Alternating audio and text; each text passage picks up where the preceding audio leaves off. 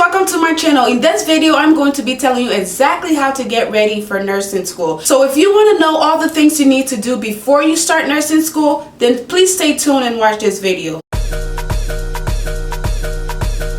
If you're new to my channel, I'd like to say welcome to the family. Go ahead and hit the subscribe button, hit the notification button so you'll never miss another video from me again. And if you're my return subscribers, I'd like to say welcome back. Today's video is going to be about how to get prepared for nursing school. I'm going to be sharing with you some important things you need to know before you start nursing school. First, I'm going to tell you the things you don't want to do before you start nursing school. And then I'm going to tell you the things you do want to do. So let's get right into it. If you have gotten accepted into a nursing program and you're getting ready to go to school and you're excited but you're anxious at the same time because you don't know what to expect and you don't know what to do, first of all, I want to say congratulations. This video is going to help you out. So before you start nursing school, the things you don't want to do is go out and buy all these nursing study materials that are going to help you pass nursing school, because how do you know what's going to help you? You don't know what test you're going to be taking. You don't know what's coming on the test. You've never been in nursing school. You don't know anything yet. And there are so many study materials out there that are so confusing. What I would say is hold off on that for now until you get into school, and then go by whatever class you're taking. Let's say you're taking a med-surg class and you have your textbook already and some of the concepts are not as easy for you. Then you can go out and look for specific textbooks or study guides that matches your med-surg class, that makes things a little easier for you. Does that make sense? So now that we got that out of the way, let's get to the things you do want to do to get prepared for nursing school. So the first thing I will say is there is kind of no way to get prepared for nursing school content wise. Leave the contents to your professor, because that is why you are paying the school, so they can teach you how to become a nurse. So content wise, you don't need to go out and study. You don't need to go out and do all these things or buy all these expensive things. Take a deep breath, wait until you get into the school, then you can go from there. So some of the things you do want to do to get you prepared is your school supplies. If you don't know anything about nursing or nursing school, your pen is very important. For some reason, we tend to lose our pen. You can start your shift or your class with 10 pen. By the end of the day, you have 1 or 2 left. So get you a lot of pen, a lot of pencils. If you're a visual person and you're a very organized person, you like to color code things, go ahead and get you some color pens, some color pencils, whatever floats your boat. And then get you some notebooks so you can take notes. If you don't have a computer, this might not be required, but especially now in 2018, it kind of is, unless your school has a large library that allows you to go there and use the computer whenever you want, or if you have a family member that has a computer that you can use. It's very important to have access to a computer or have your own computer. And then get your uniform. Find out from your school what kind of uniform you're supposed to be using.